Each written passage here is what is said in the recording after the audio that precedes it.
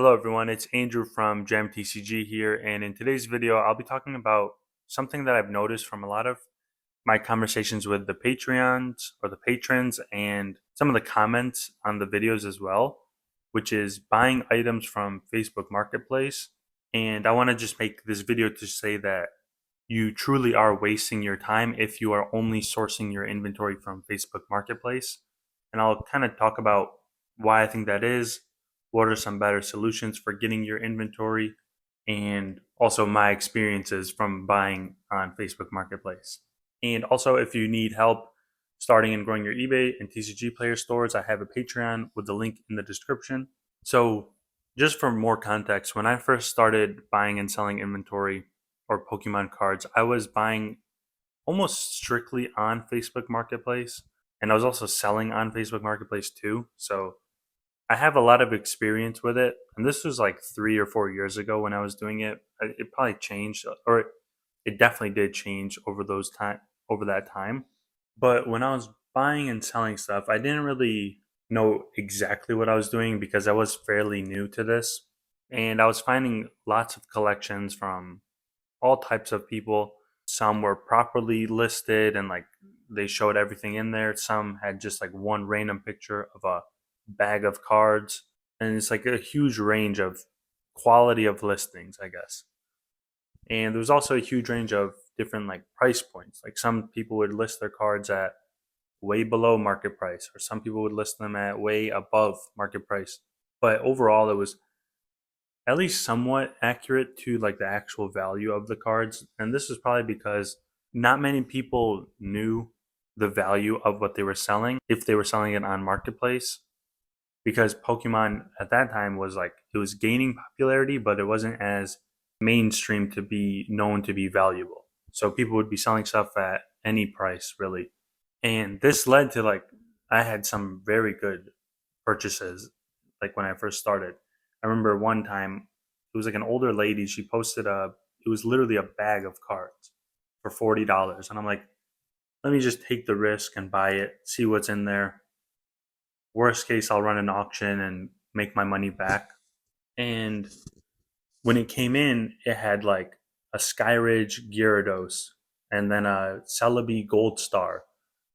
And then there was a bunch of other like really good cards like that, and they were all in decent condition too. So I made around like probably like at the time the Celebi was like I sold it for $400. So just that one card alone made me profit 10x on that collection. And the Gyarados was like $100 or $200.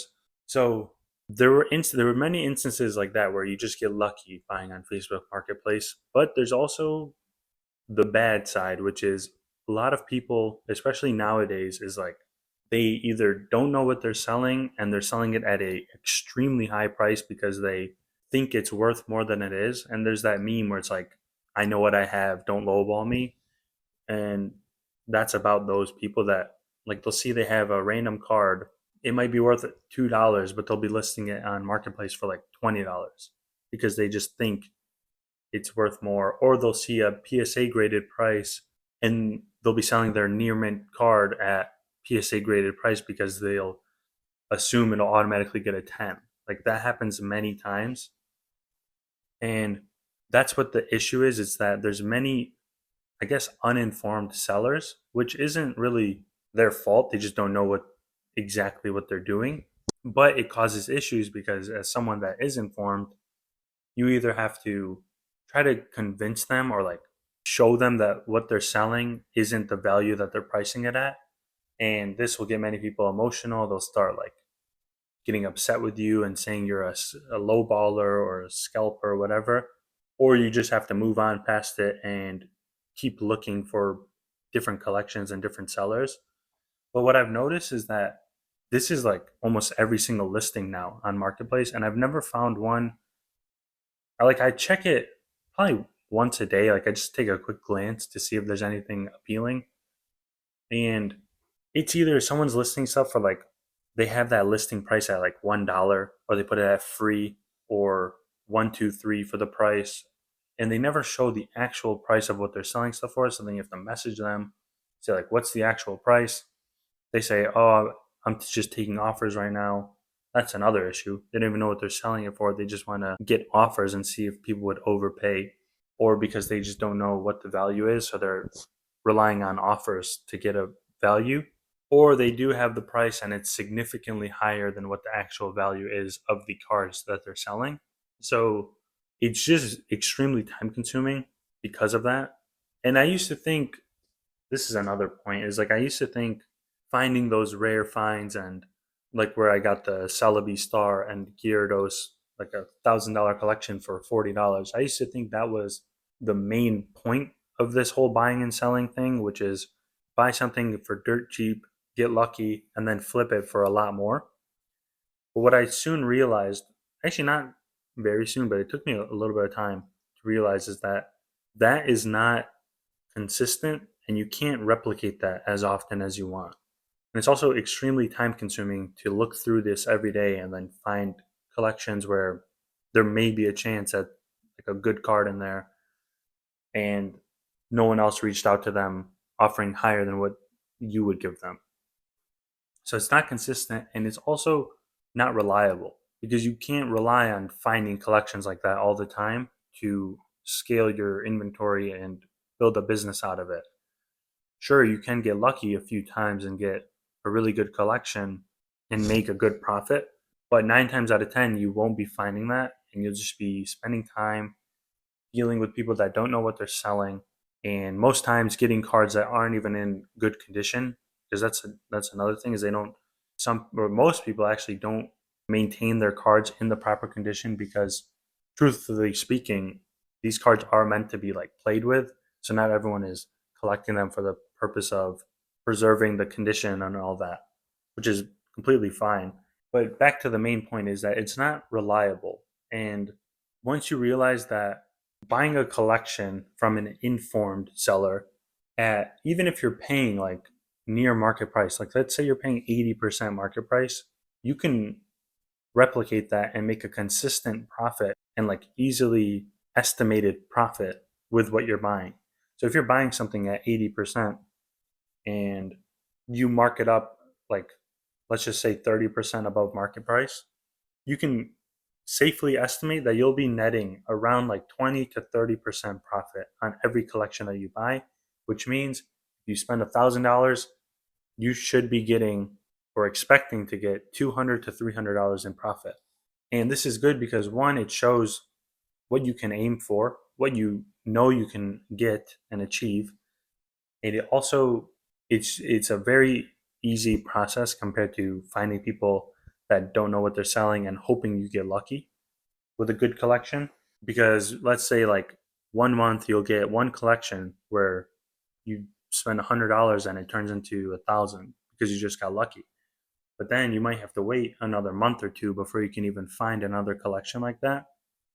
Whereas if you are buying collections in groups or at vending shows or events like that, and you're paying a percentage of the market price, you can consistently do that because everyone, or not everyone, but most people would be willing to sell their collection at a percentage of market price rather than just having someone like give them an offer or have a random price generated.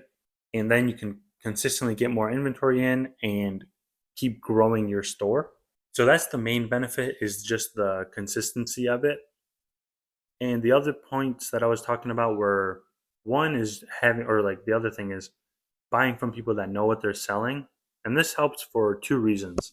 One, if there's any ever issues, at least you know you're dealing with someone that knows what they're talking about and they will help you get it solved. Like, let's say a big issue that constantly happens is when someone's making a TCG list, they'll be entering in like WotC era cards and it'll enter in as first edition. Like that's the default option. And if you spot that before you buy it, you could let them know like those are the those are being priced at first edition, but it looks like your cards are unlimited. And if they, assuming they know what they're doing and they like are more informed, they can easily make that switch. You get that problem solved very easily. But if you're buying from marketplace from someone that doesn't really know what they're selling and you let them know that, they'll either think you're lying or they'll think you're doing something to deceive them and like take advantage almost. And issues like that happen quite often. Like I remember having to deal with that a lot of times, or even with conditions. This is another thing, is that like if someone's selling you a collection and there's cards that aren't near mint, if they know what they're doing, they will not list it as near mint on the TCG player or collector list. But when you're going on Marketplace, you'll notice that most people that are posting their actual list have every single thing as near mint, even if it's like base set cards or very old vintage cards. And then it makes you like, causes like a concern because the chances of someone selling you a collection from entirely cards that are like 25 years old, the chance of them being all near mint from a random seller that has never sold anything before is very low. And it makes you think like, okay, if I'm paying near mint prices for everything and then it comes in as light played or moderately played, then you would be losing out on a lot of money and you would probably be overall negative in profit for that collection. So those are all the reasons why I think it's a bad idea to just focus on marketplace. Like you can, obviously you can get lucky, find a good collection every once in a while. But if you're relying on that for your entire inventory source, then you may want to find other options. And I've made a video about this before on like where to find collections to buy for your business. But I'll kind of share some like quick information right now. So instead of going entirely on Marketplace, you're going to want to join Facebook groups and look for ones that are like, just search on Facebook groups and type Pokemon buy, sell, trade.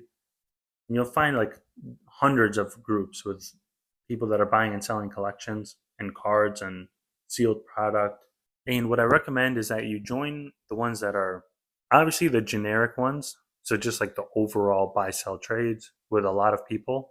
Anything above like 10,000 people, I would recommend.